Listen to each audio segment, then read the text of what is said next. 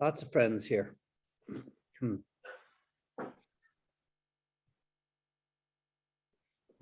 All right, we'll just give a minute for everyone to join in. What a beautiful day we've had, and what a beautiful weekend we had. I was just telling Gary that we had serious Democratic star power in the Upper Valley this weekend. We had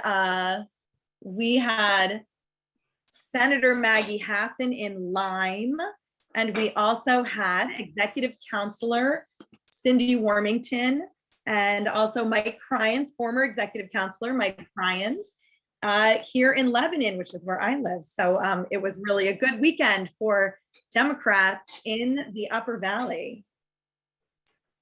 Wonderful. I see so many friends, and I see so many friends from across Grafton County, and I want to say welcome to our Plymouth area friends and also to our North Country Grafton friends. It's so nice to see you guys. Didn't we have a very nice summit last weekend? Bravo to the organizers of the Grafton County Summit.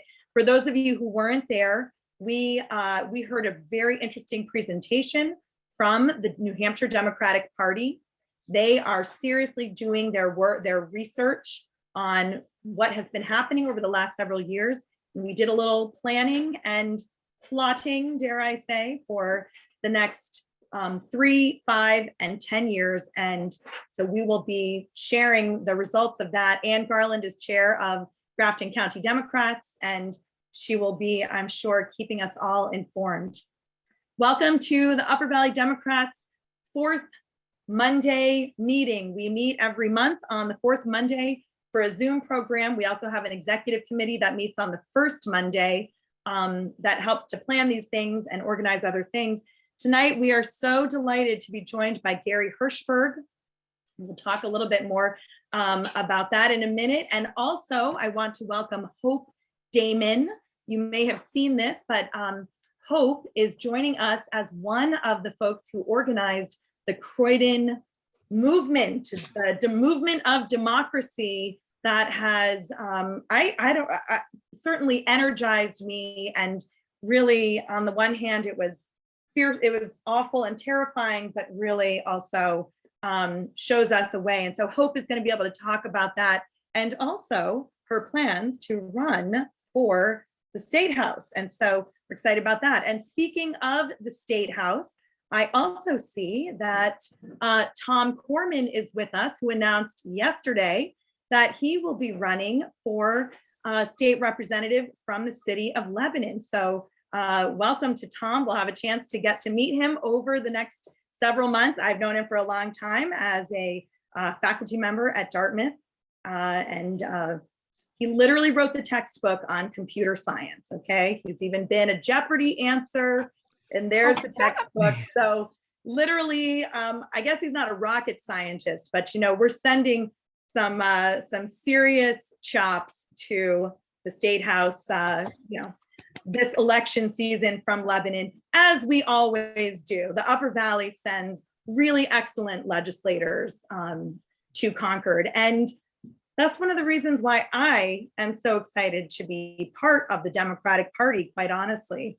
When I became, and I see a note from Susan. All right, Susan Almy is also here. Zoom seems to have removed her video. Well, welcome, Susan. And I see a number of other state representatives, and I would like to say certainly welcome to Rich Abel. It is nice to see you. And I saw many of them this morning at the county. We had a county delegation meeting. So I was also in their presence this morning. Actually, I should say they gave us a raise. So I should say thank you to the Democratic delegation for giving the county officials a raise this morning.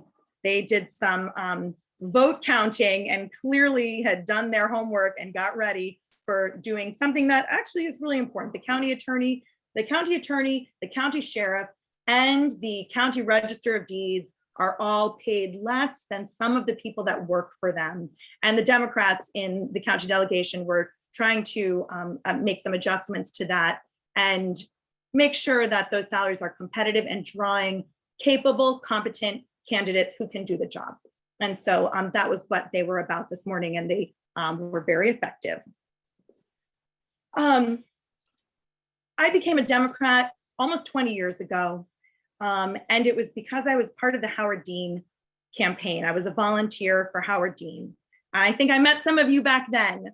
And then, of course, after Howard Dean was not successful in the primary, I did not feel really comfortable going back to the Republican Party, which I had not felt connected with really. And so I joined the Democratic Party, and I got to meet people like Susan Almy, Lori Harding, George Sykes, and many others that I have gotten to work with over the years. And it was honestly working for them, Andy White, Sue Prentice now, who has also become a Democrat, that made me so excited to join with them. Because to be honest, I wasn't terribly excited about John Kerry in 2004, coming on the heels of a primary season, which can happen. But I was part of the wave of people in 2004 who became a Democrat. And what got me really excited was working for, I think it was the AHA team, Almy, Hammond, Harding, and Anderson. It was Gene Anderson. That was almost 20 years ago. And I was excited to work for them. They were what made me excited. And I think this year we have a chance to do that again. We have a chance to welcome more people into our party because they feel connected with what's happening right now, whether it's the attacks on public education and seeing the democratic process play out in the right way in Croydon, or it's seeing the attacks on reproductive rights and thinking about how New Hampshire is going to respond and being very concerned about that. And we have a chance here in New Hampshire to make a difference on all of these things. And back then I was excited about the down ballot candidates. That's where my heart has always been. And so tonight we're going to talk about these down ballot issues. And I'm going to start by introducing Gary Hirshberg, who truly needs no introduction, but I was telling him a little bit that earlier that my daughter Marina, who many of you know, is a huge Stonyfield yogurt consumer. And so I have been a customer of Stonyfield for many years. And I feel very fortunate now. It's fun to be in the political arena with Gary. But what I will say is that at the Kent Street Coalition, when I listened to Gary and he was contemplating at the time running for governor, he made a comment that really resonated with me. He said, New Hampshire needs a hands-on CEO. And that just really resonated with me. I think that, the perspective from the outside, from someone who's been in the private sector and very successful is exactly right. And he talked about the future of New Hampshire, the opportunities that we're missing by not making smart investments right now. And honestly, I thought the way that Gary talked about our state and our future was concerning, but also inspiring. And so Gary has decided not to run for governor, but he has decided to focus his efforts on supporting down ballot candidates. And so he is here tonight to share some of that perspective that he brings. And so we'll get to hear from Gary, and then afterwards, Hope will share, and we'll have some time for Q&A as well. So with that being said, Gary, I will turn it over to you. Okay, Karen, thank you. Folks in the Upper Valley, I hope you know that Stonyfield actually was launched in your neighborhood. Samuel Kamen, the actual creator of Stonyfield, was a farmer in Cornish, and that's where he made his first yogurt. So when I'm talking to you all, I'm actually talking to the mothership here. And I will also tell you, we got our 7 cows and our farm going in Wilton. We tried desperately for 15 years to get ourselves back to the Upper Valley, but once you start putting stainless steel in place, it gets hard to move it, and that was the end of that. Anyhow, I'm really thrilled to be with you all, and of course, I can't see anything. Sorry.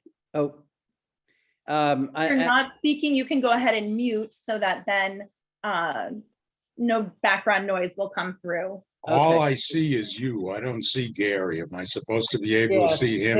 You hit the should see view. Gary. Yep. Hit the view in the upper right. And you should see, you could hit gallery or speaker and you should be able to see, but. Any better? No. Well, I'll just be a disembodied voice, I'm afraid, but I'm not that interesting to look at, so don't worry. So anyhow, what I wanted to say is I'm always humbled when I'm in front of people like Sue Almy and Rich and others who've been serving because you know, I'm one of these folks who've had the luxury of being on the outside looking in. And as Karen mentioned, this time around, I felt the madness that our heroes, like the two I've mentioned, and all of our Democratic legislators are having to face every day is you know, I'm a New Hampshire native. It's something that makes this state unrecognizable to me. And so when I hear that Hope and others are thinking about running, Tom and others, I'm really thrilled and really honored to speak to you all, because this is a time when we can't be spectators, as I think everybody here knows. I'm also really honored to see Jeff Clark here and other heroes who, well, haven't served per se, have served in not in office, but have served our party and our causes on so many levels. So good to see you, Jeff, and so many others. If I start listing you all, I'll be filling my whole time. So let me just say that I do think 2022 is an unprecedented year. I spent about 3 months working, talking to lots and lots of folks all over the state, all the mayors, most of the former candidates for governor and current and former elected, lots of commissioners. And I would say that there's just abject sadness out there for anybody who's paying any attention to what's going on at the House or the Council or the Senate, and obviously the corner office. And unfortunately, you know, most of our fellow citizens are not really paying attention. As you know from polling, and as I learned, if people are paying attention at all, it tends to be either what's happening nationally, you know, at a macro level, or locally, as in a school board level. And of course, it's been the school board races, the 29 of 30 races that have come out well this year, that have given me hope and made me realize that local attention is something that we really need to take advantage of. And of course, you know, we'll hear from Hope soon, but that was nothing less than heroic what took place in Croydon, thanks to Hope and all of your colleagues who rallied. The problem is that there aren't too many statewide politicians who actually have access to the microphone other than Sununu. And as you know, through COVID, he had his sort of private podium. And if you listened only to him, you would think things are going great. And if you listen to his State of the State address, for any who paid attention, you would think things are just hunky-dory. But if you know anything, like the colleagues I've mentioned here, you would think that this guy was calling in from Mars, because there was literally nothing truthful in his State of the State address. It was, I don't even know where to begin. He's essentially a really smart Trump, right? His spin is every bit as disconnected from reality as Trump, but he comes off as charming and folksy and a man of the people and sort of the Instagram governor. There was no mention during his State of the State of the, as Karen alluded, the really concerted dismantling of our public schools that's taking place. This pernicious voucher system that is really going to be jeopardizing school budgets everywhere when the numbers come in after this cycle. We're up to close to $2 million being drained away from public schools in what is really a circumventing of the Constitution, because most of this money is going to pay for private or parochial schools, which are of course prohibited under the Constitution. There was no mention in the State of the State about the vilifying of teachers who dare to teach actual facts about the Civil War, the history of slavery in the US. There was no mention of the dire condition of our two-year schools and almost all of our state universities, most of which are in the red right now. There was no mention of the administration's still complete failure to address our still growing opioid crisis, No mention of failing to protect frontline workers. We have a looming pension crisis that is preventing people from actually literally being interested in serving in law enforcement. We're down now almost 70 officers at the state police right now on a force of 420. Nobody's applying. The pay is low, the risks are high, and the whole pension system has been turned on its head. And then, as Karen mentioned, this sort of near uniform rejection by the governor, his council, his appointees, and a majority of the legislature on any efforts to reduce our state or citizens' dependence on skyrocketing fossil fuels. Most inflationary thing going on in our world is fossil fuels. And even last week, the PUC, the Sununu appointees, once again rejected EV charging stations being offered by one of the state's utilities. And of course, there was no mention of the $250 million that this governor has returned to, and this legislature, to the largest corporations in the state, most of whom don't have their headquarters here, most of whom don't even realize they got the tax reduction, or to the state's wealthiest through the interest and dividends tax. So, this is just a sort of a rogues gallery of just really, really bad decisions that have jeopardized all of us, in fact, particularly anybody paying property taxes. And of course, I haven't mentioned the most egregious, I think, of all, which is bringing government into a place that it should never be, in between a woman and her own health decisions. And we all know now we're one legislature away from Mississippi, Alabama, what have you. So look, all of this, Valerie, I don't know who's speaking, but maybe you could mute, it'd be easier. Anyhow, look, the thing is that the two worst actions that have happened, in my view, and I know that it's a hard thing to decide what's the worst things, but the voucher system and the choice, the abortion law, neither of them, Rich nor Sue nor any of our legislators actually got a chance to actually legislate on those two issues. They were passed through the budget. So it's no way to run government. And it's certainly no way to enable our citizen legislature to do its duty when you're not even getting a chance to vote. And neither of those would have, of course, passed. And so, again, there's kind of a constant sort of litany of crazy. I'm sure you all saw the attempt to secede, the 13 House members who voted in favor of secession. I'm sure some of you saw the truly lunatic attempt to redefine adequacy for allocation of state funding for students as enabling districts, if it had passed, not to require physics, computer education, phys ed, or arts. This is what our friends who serve down there get to see every day. And so, as somebody who loves my state, this is, as I say, for me, not a year to be a spectator. Now, the reason I chose not to run for governor, candidly, is that it looked to be a $13 to $15 million undertaking, and which is, I'm very sad to say that, but I do believe that is what is going to be needed to be viable. But even more importantly, I recognize that 1/10 of that would be an amount that could fund a game-changing swing of our down ballot, where we really, if we can't remove the governor, we at least need to build a firewall around his truly pernicious and evil and unconscionable decisions. And as my friends here in the legislature know, it starts with the House. I mean, there's probably no more crucial chamber to, no more crucial organ to return to the blue than the House right now. I would say that the council is right behind it.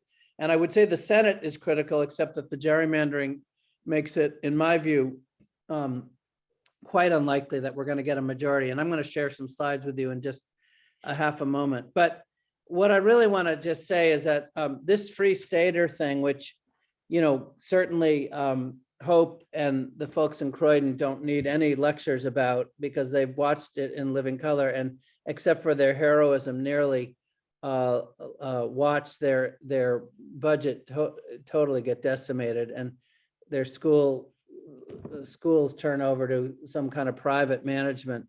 But my friends in the legislature know this is no joking matter. There are now something, in 2017, there were 17 avowed free staters in the House. And in 2021, the Liberty Alliance, which ranks bills and elected representatives based on their adherence to free stater principles, scored 150 representatives as A- or above. So we've got this is out of a 400-member House. And obviously the House Majority Leader is part of this, this group. There's 10 out of 22 committee chairs who also affiliate with this group. So we're not fooling around here. And that's why, and Karen, I'm going to just share slides very briefly here to show you something that we are announcing and taking on. Let's see. Are you able to see? I'll make it a slideshow version. Can you see that, Karen? Yep, I can see it. And I Okay, think good. Everyone else can too. Yeah, good. No, I just, Great. yeah. So look, I'm not going to spend a lot of time on this, but we are launching something. It literally launched this morning called the Blue Green Fund, which is an attempt to work alongside many of the really heroic, I keep using this word heroic, but that's how I feel about the folks, the activists at the Progress Alliance and so many others who are doing really important work in this state against these really heavy headwinds, right? We know what's going on at the federal level, as much of the electorate incorrectly, but nevertheless, sort of typically, is assigning blame for our inflation to our president. Maggie obviously is up against some tough numbers. And of course, Sununu himself is still in the black. He's positive on in terms of favorability. And again, we have these heavily gerrymandered districts. I'm not going to go into a whole primer on campaign finance law here. I'll just tell you that after I recognized that, for $1.5 million instead of 15 million, we could have a game-changing impact in the state. I took about a month to work with lawyers and advisors on building what I'm about to share you. But I just want to remind you all that there's 430 races every cycle in this state. There's a lot of competition for dollars, and there's a lot of competition for our attention. And there's obviously lots of campaign committees and lots of independent expenditures. And I want to be very clear in saying I'm sharing with you an idea that my wife and I are launching, but I want to honor every effort that everybody is engaged in, whether it's putting your hat in the ring to run, or raising for a local race, or supporting the Progress Alliance, or Amplify, or whatever it is that is your cause. But I'm going to show you what we're doing. Now, we're focusing really exclusively on down ballot. And our strategy is very simple. Because as you know, you've seen this at work around the country. Ours have done this very well with judgeships and so forth. We want to build a firewall, but we want to rebuild from the bottom up. And it's important to underscore that, this, while many people say, well, this sweep that happened in 2020 was a result of Sununu coattails, that actually is not the case. While he swept by over 20 points in his race, we only lost the House by 14 seats. And in fact, we lost by in the low tens of thousands of votes statewide. So flipping the House is something that is really within reach. We believe we now, as of yesterday, have 5 candidates now are soon to be announcing for the executive council seats. Well, actually 6, because there's a primary in your district, as you know, with Cindy and Mike. But we believe that we can win 3 of those. We believe we can close the gap on the state Senate, and we believe we can compete anywhere. So in the interest of time, I'm just going to share a few numbers and then just show you what we're doing. The first goal of this Blue Green Fund is to win 215 seats in the House. And you can see on this chart, I won't take you through it, but this House has swung back and forth, right? 2016 minority, Blues were minority, 2018 a majority. I just mentioned 2020. The important thing to remember about 2020 is we were not knocking on doors in 2020. And if you're looking for the margin, look no further than that. House seats are won on door knocking. They're not won on media buys, although increasingly younger candidates are starting to show, and 603 Forward, one of the really wonderful IE groups is testing this now, showing that actually digital might be more effective than we think, particularly with younger candidates. But for the most part, this is door knocking. It's hand to hand. You might not open the door for somebody you're seeing in the news media all the time, but you will not open it for a neighbor, somebody you see at a soccer game or a baseball game or a PTO meeting. On the council, as you know, we now have a newly reconfigured district. So you all in the Upper Valley and me over here in Holderness, we're in the same district now, District 2, which, as Karen mentioned, City Warmington is the current incumbent. And again, there's going to be a primary here. But in terms of the other seats here, Joe Kenny, obviously, is District 1, Janet Stevens down here, Ted Gatzis, former Manchester mayor here, and Dave Wheeler over here. And as I say, we now have some really exciting candidates. You'll see the announcements all in the next week. And I think you'll see probably the most diverse and exciting group of candidates I've ever seen in my life. And I've lived here my whole life for the council.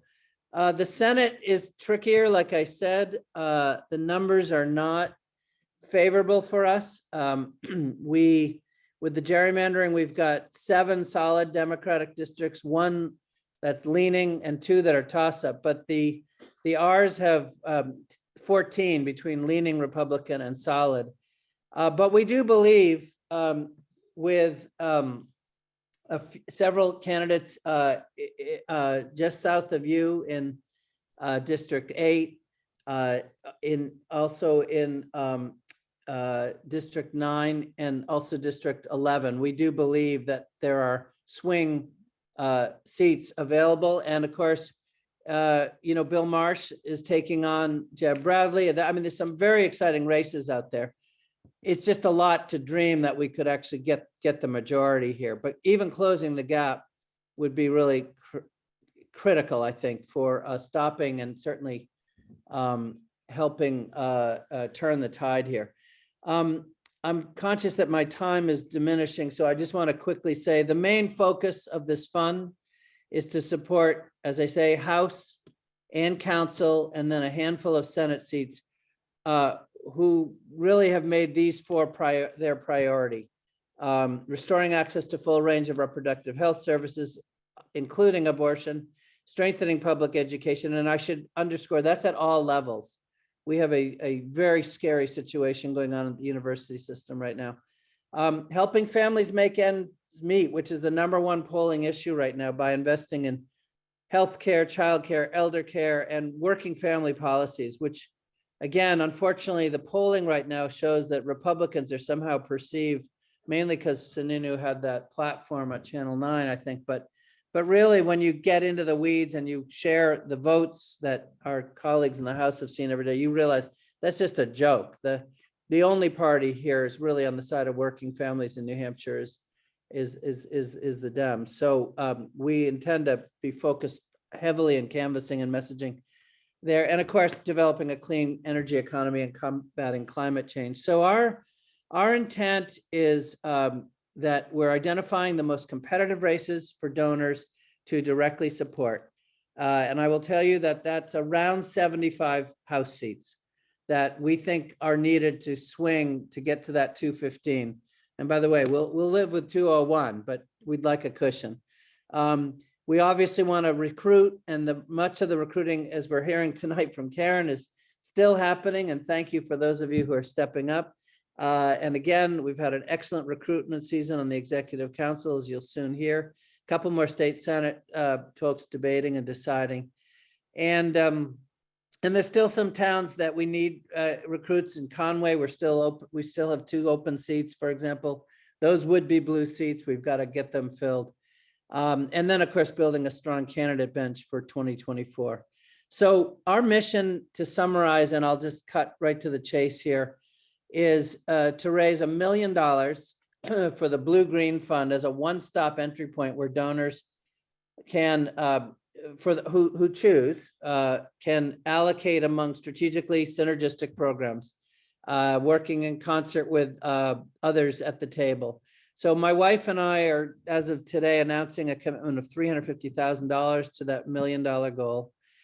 This is at the moment where we are going to be investing. There's still some discussions going on with Amplify and Planned Parenthood on abortion messaging, but we have spent money on this effort that the Clarks, Jeff and Martha, have been such heroic supporters of over the years, as a Debbie Butler and many others. The recruitment effort that's been underway now for months. 603 Forward, I've mentioned to you a few moments ago, focused on recruitment of younger candidates, but also on digital, targeting these swing races. The Campaign for Family Friendly Economy is all in on canvassing, digital and mail, focused on poll-proven issues that we can knock on and understand the IE side of this, which is what I'm sharing you now. This is not the candidate side, right? These are entities that talk directly to voters, not as a party, but on issues. And so the good news here is there's essentially unlimited donation ability. There's no campaign limits here, as there are with individual campaigns. We are also supporting REP New Hampshire, which I think a lot of folks know. And again, others, Jeff and Martha and others have been supporting for years to keep climate in the discussion and focus on the failings of this administration on renewables. And then there's some money for legal.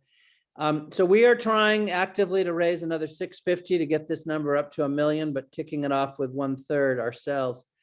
Then on the down ballot side, and you'll notice just legally, I want to point out, this is not the Blue Green Fund now. I've now pivoted to the hard side here.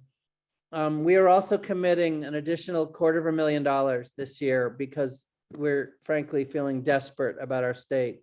100,000 of that through our family is going into the Democratic Victory Campaign Committee, which is focused entirely on the House. And that's focused, as I said, on 75 races that are, we believe, swingable. We are focused on the Executive Council, the ECCC, some of you may know as the Executive Council Campaign Committee that Cindy Warmington and others have formed. We are focused on fully on maxing with 3 races and then helping a few others. Sue Prentice was just named, for example. And the New Hampshire Young Dems, a really important group that merits all of our support, very active in recruiting. I think one of the most inspiring things this year for me was going to the New Hampshire Young Dems annual meeting. And then, you know, a little bit of money there. So I'm happy to go into details with anyone who wants later. You can email me at gary@ghirshberg.com for how to give to these causes. But just to underscore, we're going out talking to donors across the state now about encouraging people to give directly, which you can do. You don't need to give through this PAC. You can give directly to any of these candidates or any of these candidate committees, or to join us in supporting the Blue Green Fund, or if you prefer, support the Progress Alliance or any of the other really fantastic independent expenditure efforts going on around the state. So I think, Karen, with that, I'll just pause. We can hear from Hope, and then I can try to answer any questions that people have. Okay. Wow, great. And wow, that was really amazing and very, very exciting. One of the things that I've been saying to people is that what I'm seeing this year is this unprecedented focus. I've been involved for 20 years almost.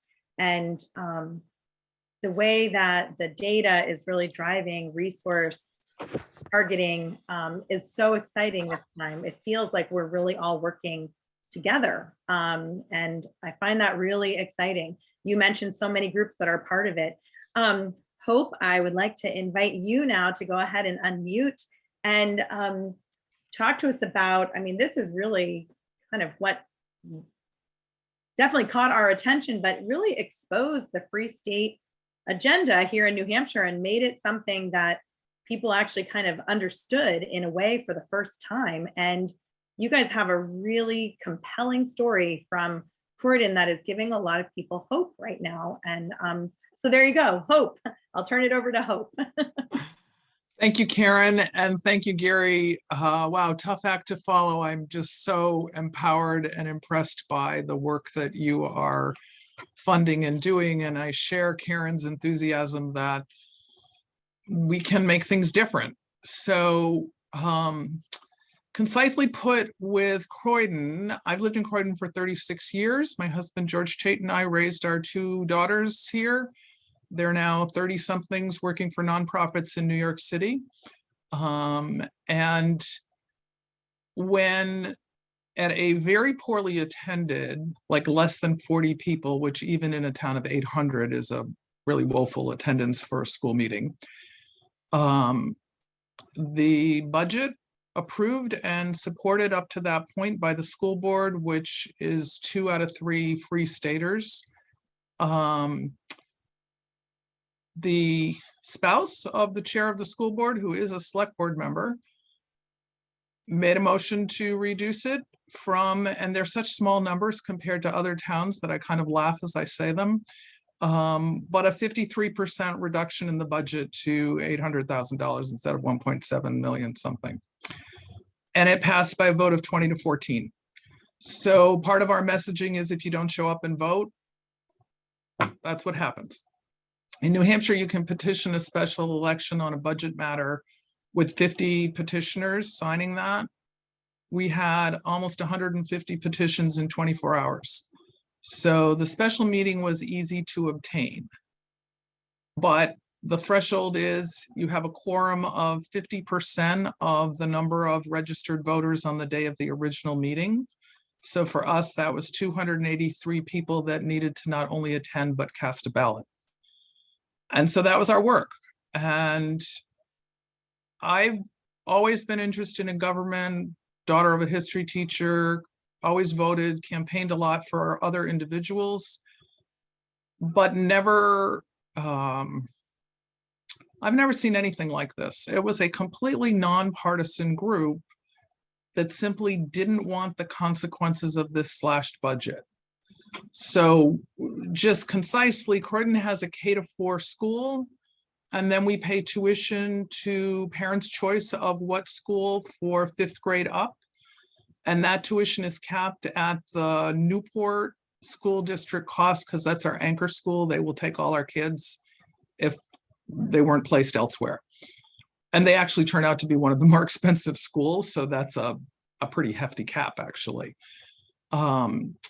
What we would have ended up with is the village school only open as a building that housed online for-profit so-called micro schools with non-credentialed teachers.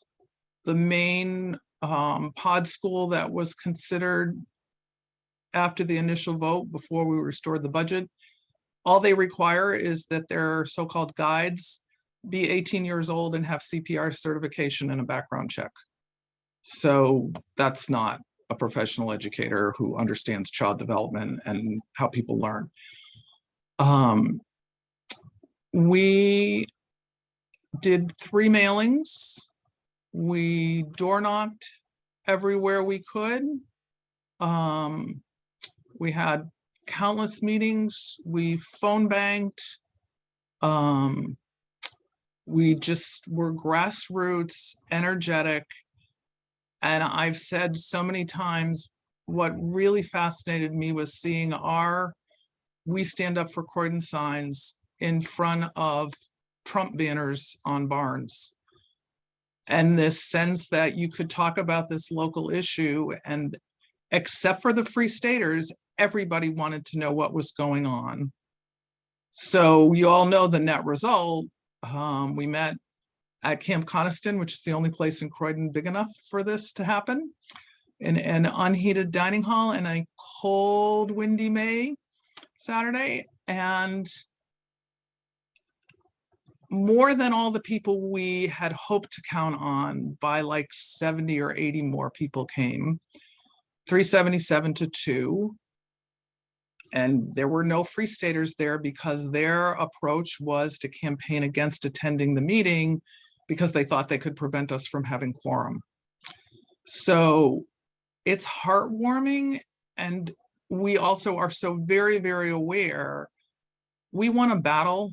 We didn't win the war. The Free Staters are still in charge of our select board and our school board, and there's no recall in New Hampshire except during normal elections when you unseat them. So we're watchdogging them, and I got to tell you, the 2 school board meetings since the vote was restored, there is no sense of confidence that these folks are not going to do everything they can to ignore the vote. So the teacher contracts have been issued. The contracts to the receiving schools have mostly been sent. There was one exception last week, but they are still talking pod schools. They're holding an open house to try to get parents to come and learn more. It's not, at best, it's secure for this year. So I won't go on, but just to say that while we're euphoric about our success, we're excited that other people across the region and state and even nationally are noticing this, but it's just an enormous wake-up call. The people in office in Croydon, many of them were elected because no one ran against them. So apathy works for them. Yeah. So as Karen noted, I am running for state rep. This is not entirely coming off of Croydon in terms of the excitement of succeeding at least for now, restoring the school budget. I've actually thought about this for many years, and so acutely realizing how present the Free Staters are in state government and how much harm they are doing and how effective they are in their approach. I'm hoping to be part of the Turn the House Blue. So thank you. All right.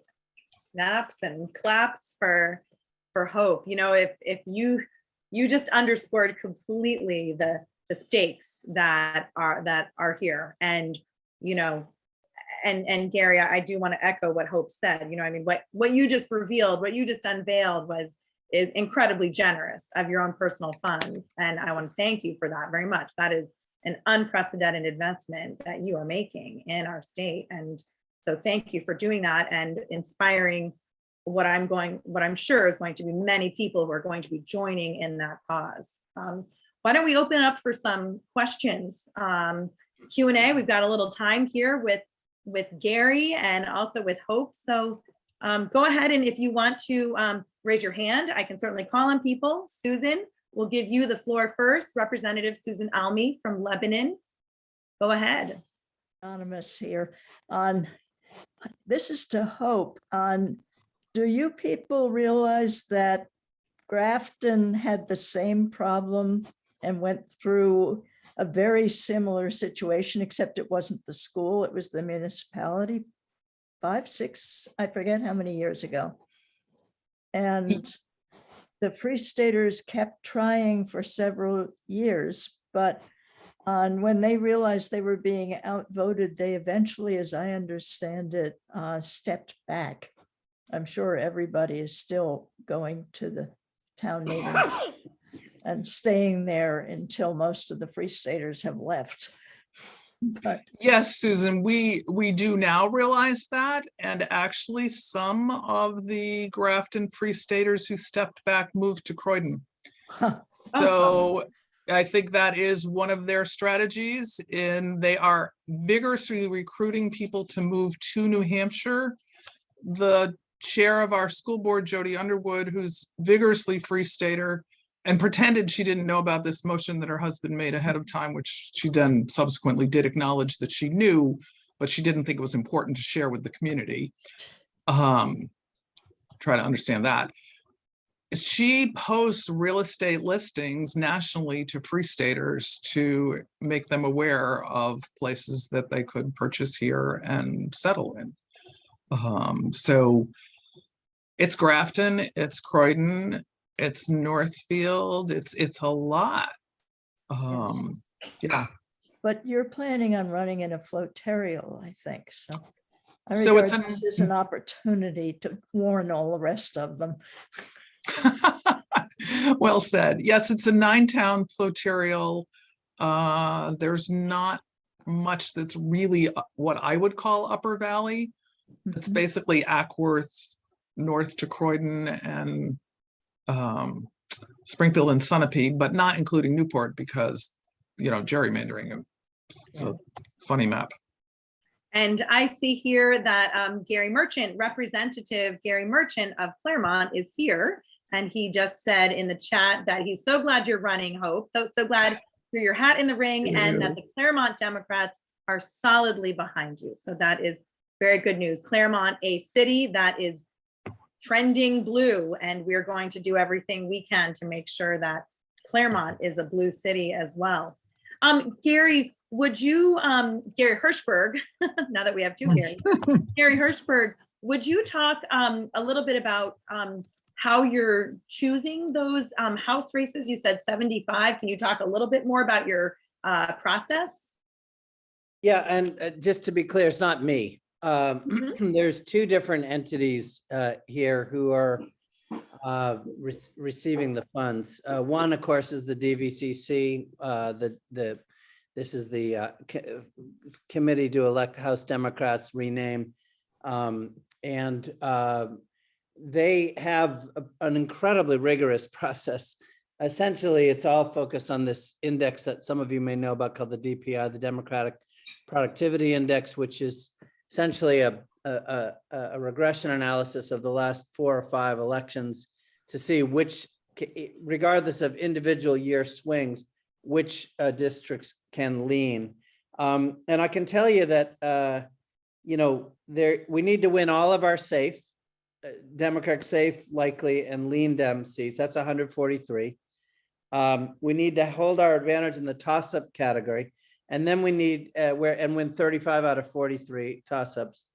And then in the lean and likely Republican, we need to win an additional 23 minimum out of the 154. So that's just a lot of numbers, but the real point is that the matrix put together by people a whole lot smarter than me and paying a lot closer attention. And of course, Chris has been doing wonderful work in your area on the same analysis, essentially says that right now there's a window of about 106 seats across 46 districts right now, which again, by June 10th will get narrowed to the 75. That's really, and I'm not, I don't take any credit for any of that. There's a lot of much smarter people working on these things. I will tell you that at the Campaign for Family-Friendly Economy, it's an even narrower target of more like in the 40 range, TBD, still being worked on, mainly focused on the districts where the key messages that have come up in polling, and we've alluded to a bunch of them here, that Republicans who control the state legislature are not doing enough to help working families, that rather than attacking prices, helping families cope with rising prices, Republican legislators are focused on attacking voting and abortion rights and cutting school funding. I mean, all kinds of social tinkering that actually voters are generally rejecting when you poll them. And then, that the R's have consistently voted against bills to make childcare more affordable, ensure working people have paid time off, or the reining in the price of prescription drugs. And then, of course, making the economy work for working families. So again, as many of my colleagues on this call know, the DVCC, when it knocks on doors, will knock as Democrats with Democrat-funded literature and or paid media or digital or whatever. The Campaign for Family-Friendly Economy, just like the other independent expenditure groups, 603 Forward, Amplify, Planned Parenthood, and others, will knock on doors on the issue, not as a party. And obviously, there are some doors that will not open if you show up as a Dem. So this is why it's really critical that we support both sides. That's great. Thank you so much, Gary. Tom Corman, I see you have a question. I do. This is for Gary, but also Hope. I look forward to serving with you in the legislature. So Gary, I'm a recently retired computer science professor. I deal with algorithms, as in our book. So you mentioned data-driven, and you just alluded to what's going to be happening with the data a little bit. And this might not really be in your wheelhouse, but can you go a little more into detail about what data are you looking at and what are you doing with it? Yeah, well, Tom, it is certainly not my wheelhouse, especially with you. But the good news, I have a great answer for you, which is, and you, because you're a candidate, are going to have full access to these data. If you haven't already, we need to get you with the DVCC. I have received probably, I don't know, 5 inches thick of research results.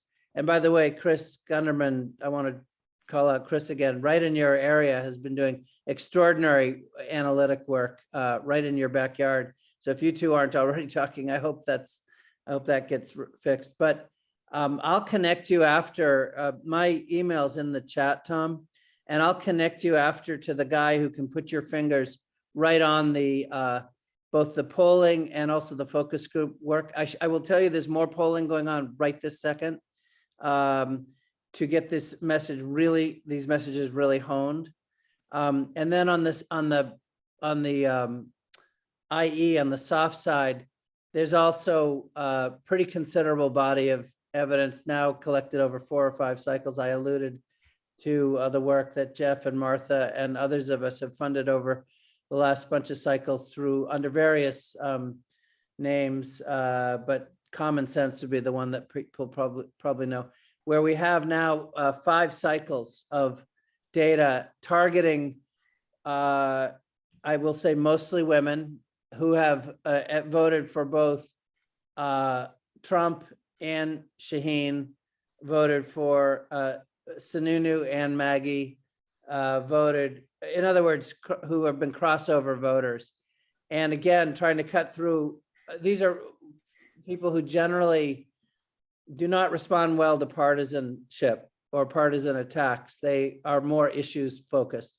And so again, there's probably an equal 6 inches thick dossier of data there. So let's you and me connect after, and I'll help connect you to those analytics. Okay, thanks. Yeah, thank you great. for running. Is Common Sense the, did you guys have the pens? Was that with Ben and Jerry also back in the day, or was that a different one? That was a different, no, that was a different group that we also helped support. That was the defense spending pens, yeah. Yes, I loved those. Those were great. Okay, I see Matthew Hood, our former state senator, Matthew Hood, is here, and he says in the chat, my daughter, who is 4, and I are watching from Cornish. She wants to know how to make yogurt. He also wants to know how to bring the Crowding story to the state. So tell us about yogurt, Gary. Well, I see a few more hands up who want to know about politics. I am happy to connect Matthew, to connect your daughter to people on this. But I have to tell you, those little Sultan yogurt makers, they're actually one of the best teaching tools you could use. But even if you don't, we can help get you set up right on your kitchen. So we're in Cornish, by the way, so I wanted to make sure. I know that, of course. Listen, I've been a fan of yours. So I wanted to share.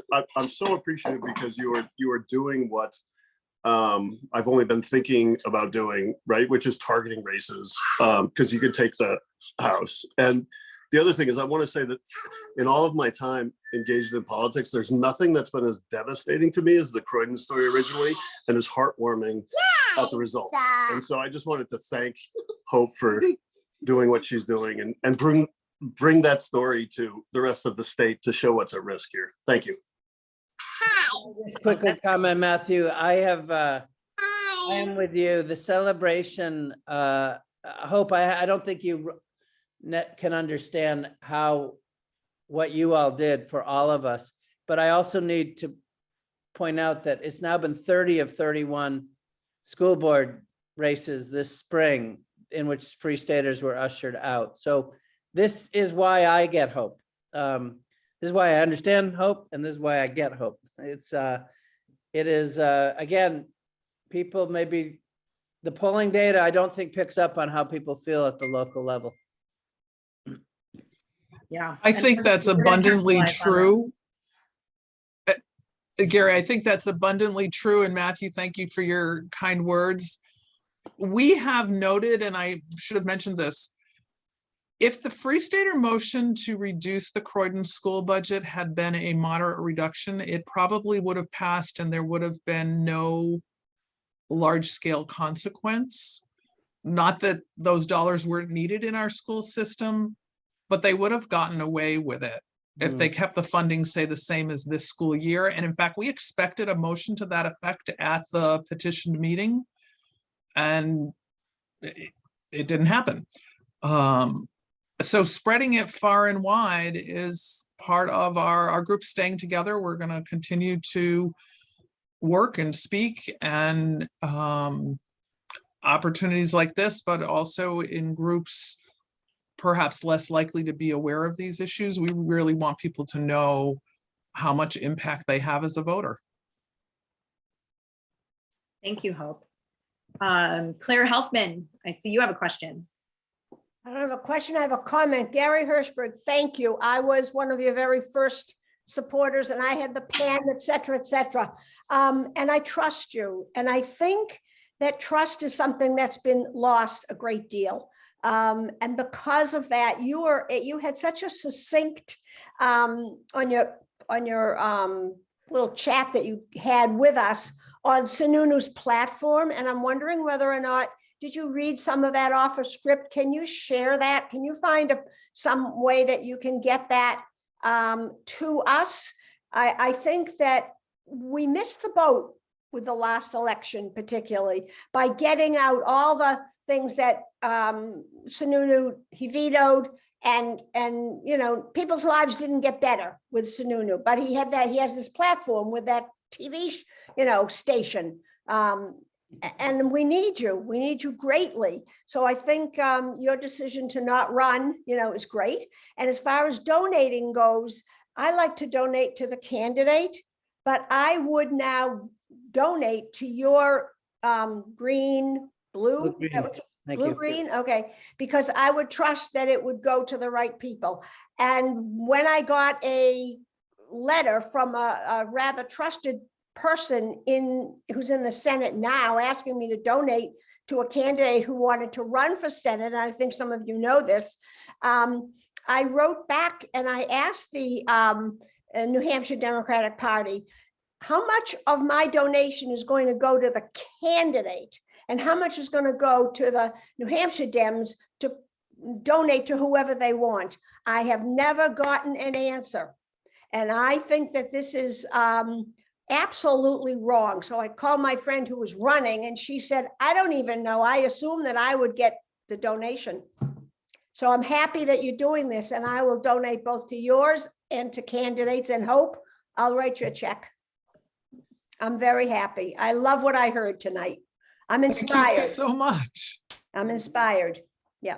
Thank you, Claire. If I could just say quickly, I think it's always a great idea to give directly to the candidates, particularly by check, not to take away from Act Blue, but that just puts 100% of your money in the campaign.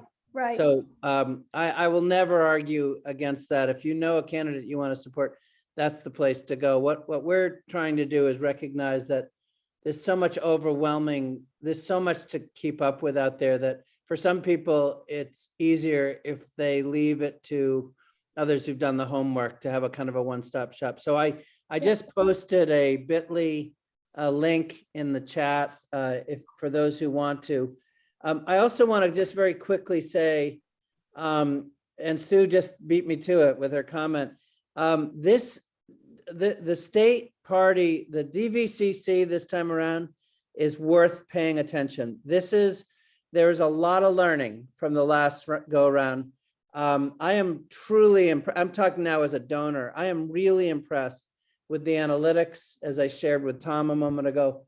I'm really impressed with how seriously they're focused. I'm really impressed on their recruitment drive. And, you know, I'm not going into all the detail, but they're putting, you know, a lot of times when you're running for the first time, and Hope this will be true with you, you've never done it. You shouldn't be expected to know things that a Sue Almy or others who've been doing it for many cycles know.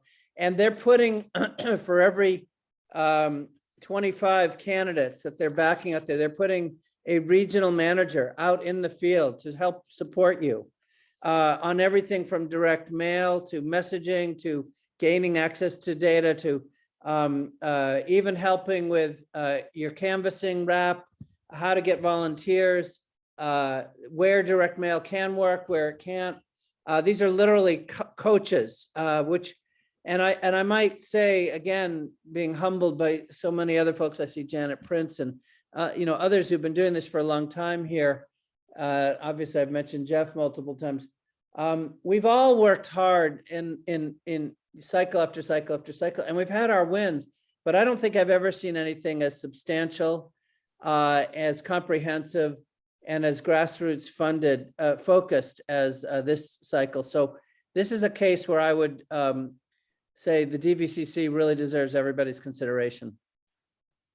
That is a great point. And Gary, I see that Ann Garland, Grafton County Chair, says in the chat here, there's a lot more collaboration this year across the state in Yes. all facets of campaigning. And I wholeheartedly agree. Susan Almy also reiterated that the DVCC is acting separately from the party, but it's cheapest for all if you give to the candidate or group of candidates, as Gary said, especially by check. And you know, that raises a good point, Gary Hirshberg. You know, there are some people who are going to be in a floterial. And so, you know, that's something, there are some people who could really use a lot of help. You know, Hope might be in a really significant district. So I'm sure you guys are thinking about that. Brenda Shapiro and then Bill, I see you both have questions. So let's do those questions and then we'll wrap things up. Brenda, go ahead.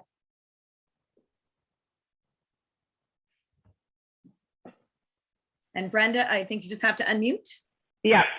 Hope, have you spoken to Linda Tanner, who's in the Flotarian district, and has she decided not to run this year?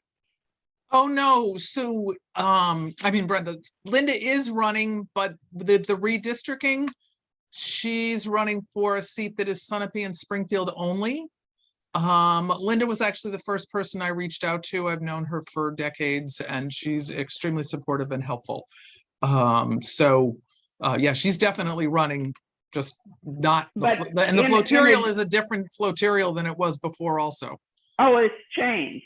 Yes. Yes, it has. And the person who is not running again is Sue Gottling. Oh, who, Sue decided not to run again. So Linda's running for what would be Sue's seat. There you go. Exactly. Okay, thank you. I wasn't aware of that. Thank you very much. I think everything is kind of getting sorted out. And, you know, the campaign filing is June 1 to June 10. I know here in the Upper Valley, we are still looking for candidates in a few places. And maybe I can turn it over to Bill, because I know Bill is with the Plymouth area Democrats who, and he can talk a little bit about that and ask his question. So Bill, is it Nesheim? Yeah, Nesheim. So yeah, thanks. Really appreciate, Gary, your perspective on the down ballot races. One of the things that got me involved in the Plymouth, stepping up to chair the Plymouth area Democrats this time around, was that in the last election cycle, my wife Melanie and I helped count ballots in Holderness. And the thing that really struck me was the number of people who didn't even vote down ballot. And, when you go and talk to people, many people, we have such a big legislature in New Hampshire, a lot of people don't even know who their legislatures are down ballot. And, and yet where this country is going, we're putting more and more power in the folks in those chambers. So, it's and they have the power to completely mess with our lives, as we've seen in the last cycle. So my question is with local news kind of dying out in this country, and you basically only have a platform for Sununu or the other folks in the state, how do we reach people with the lack of local news? Because, direct mail, people are just going to recycle stuff that shows up in the mail. What's your strategy for reaching people just so they even know who the people in their districts are so they show up and vote? Yeah. Well, first of all, Bill, my wife Meg and I were in the room with you that night doing the same count in Holderness and had the same enlightening experience that I'm sure most of you on tonight have had. It's extraordinary to see people just stop voting below the line, below the governor's race or below this US Senate race, just that and the crossovers. So look, I agree with you. I think a lot of it is people don't know, they don't pay attention. This is certainly true with ballot initiatives. I, like you, have been horrified by direct mail. Just as an environmentalist, I hate to see all that colored stock piling up at the Holderness post office and in the recycle bin. But I have to tell you, I've been educated by a bunch of people who pay a lot closer attention than I, that that direct mail is still pretty effective on a local basis. Now, there's a point of diminished returns, and but for those of you who are looking at running, I will tell you again that the really incredibly smart folks who I've been impressed by at the DVCC, and also, by the way, the group that Cindy Wormington has put together for the council, have some very good and guidelines and standards for direct mail that we shouldn't entirely walk away from. That said, you saw earlier, $50,000 of our giving right now is going to 603 Forward for the very reason you asked, Bill, because there's been a sort of a standing belief that digital is not effective with our very local house races. But I can tell you as a marketer, now wearing my yogurt hat, geo-targeting is very well understood and very well known in consumer product marketing. And we're discovering, particularly with more digital savvy users, and I mentioned kind of younger voters. So obviously Plymouth would be one of those target areas. Same with Durham, the college towns and so forth. But there's a lot more reason to believe that digital can be the new media, the new way of and a lot more efficient and a lot more effective spend as well. So again, I would just encourage everybody to support, obviously your direct candidates, but the DVCC 603 Forward is really worthy of your support. Amplify, we haven't mentioned a lot tonight, but they did an absolutely, they have a harder time targeting, but they did probably one of the most hopeful things you've seen this last cycle in terms of actually getting real traction against Sununu, exposing his votes on choice when they thought he was going to be running for Maggie's seat. So there's a few pretty savvy alternatives to conventional purchase media, which, as you point out, and as I learned, is just god awful expensive. We're one of the most expensive places in the country with our limited outlets. Cool. Thanks very much. And just a plug for Plymouth area Democrats, we are here to support the candidates in our area. Our next meeting is this coming Wednesday. We're going to have a number of candidates for House and Senate races there. So, if you're in the area, please show up. 5:30 Plymouth Senior Center. Thank you so much, Bill. And thank you for stepping up and leading Plymouth area Democrats during this time. We have a lot of opportunity in Grafton County to make a big difference. I think it is time for us to wrap up. 7:15 is the end of our meeting. What a fascinating conversation. We could clearly keep going for a very long time. Jeff Clark put here in the chat, and I think this is a really great way, kind of a final note here. He says, note that all of this is intended to be long-term. The work continues the day after the election on special elections, off-year elections, school board, select people, dare I add, city councilors. And it's true, the work certainly does continue, and that is that is underscored tonight. The Free State Project, they didn't show up last year. They've been doing this for at least 20 years, and it's like that with a lot of groups. There are many more comments in the chat, and I want to say thank you so much to everyone for coming. And it's really a treat to get to actually be on Zoom because we get to connect with people from across the state. And so I particularly want to thank people that otherwise wouldn't have been with us if we were in person. So I will say that's the silver lining of COVID to me, is that we do actually get to feel a little more connected across the miles. The Upper Valley Democrats is a regional Democratic Party organization. Our communities are Hanover, Lyme, Orford, Piermont, and Lebanon. We also have Mascoma, the Mascoma Democrats, Mascoma Forward. We also have, which is another regional organization in the Enfield, Canaan area. We also have the Northern Grafton County Democrats, which cover the northern part, and the Plymouth area Democrats, which cover eastern Grafton County, because Grafton County is definitely one of those places where you can't get there from here. And we have all these different parts of the state, but we all work together, and Ann Garland is our Grafton County chair, who helps keep us all connected and moving in the right direction. At the local level, we also have many active committees, and here in Upper Valley, we have Hanover Democrats, which is chaired by Deb Nelson, who writes honestly some of the best MailChimps that I ever read. So you can sign up for her list, and the Hanover Democrats work in close collaboration with the Dartmouth College Democrats, which are another active group here in the Upper Valley. We also, I see Nancy Graham and Lynn Garfield are here with us tonight too, and they're the co-chairs of the Lebanon Democrats, which is another very active and very solid organization. And I know that they have plans for an ice cream social in July, right around the 3rd of July. We are getting to campaign season. It's officially all going to be happening June 1 to June 10th. Our candidates will be filing, they'll be signing up, whether here at City Hall for our state rep candidates or town hall, as the case may be, and then down in Concord for our state senators, our executive council candidates, our county candidates as well, will be signing up at the State House. And so if you're not on the Upper Valley Democrats email list, you can send an email to, I'll put it here in the chat, uvdems@gmail.com. And as I mentioned, we hold a program every 4th Monday of the month with an interesting speaker like Gary and Hope.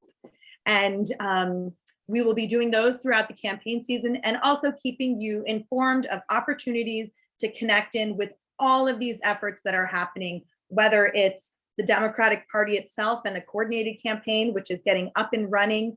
We're going to have offices opening shortly. They are getting staffed up, and we're going to be working together with them. We're also going to be working with, of course, Gary's group, the Blue Green, and we're going to be working with the Local Leadership Network, which has been doing a lot of visibility, organizing that, the Radical Right Accountability Project.